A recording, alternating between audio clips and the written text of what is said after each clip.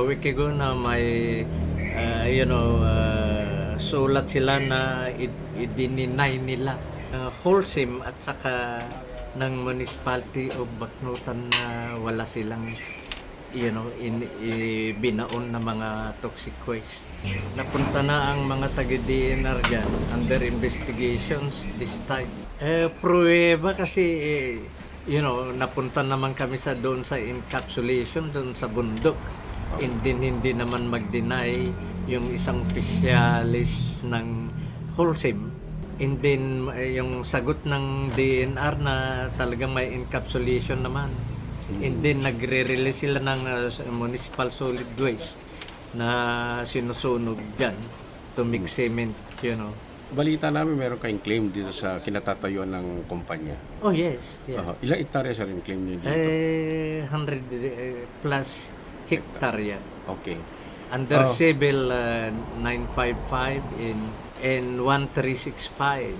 Kaso ng 955 in 1365. Naipanalo na po ito.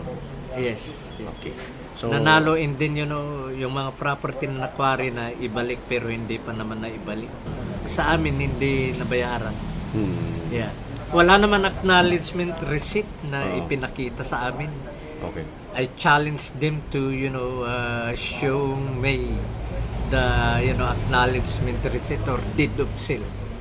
Yeah. Yung tungkol doon sa toxic waste, ilan sa mga community na rito ang nagbigay na ng reklamo sa munisipyo? Po ba? Nagkakasakit, mga cancer, tuberculosis, pulmonary, embolism, pneumonia, yun, at saka skin diseases. Yeah. Itong wholesome na to, masasabi ba natin na meron silang mga ginagawang paraan para tulungan yung community, yung dalawang barangay?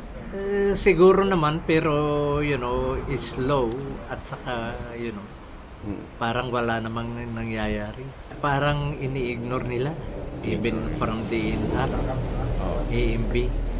Nagkaroon na yata only this time kasi nag-complain sila. Pero wala pa namang action or something. Panawagan ko na dapat ma-actionan ang issue na ito, lalo na yung mga nagkakasakit, mga bata, kawawa naman sila. Yeah. Gusto kong iparating sa gobyerno ay matulungan kami, kasi nakakamatay naman yung mga sinusunog nila dyan.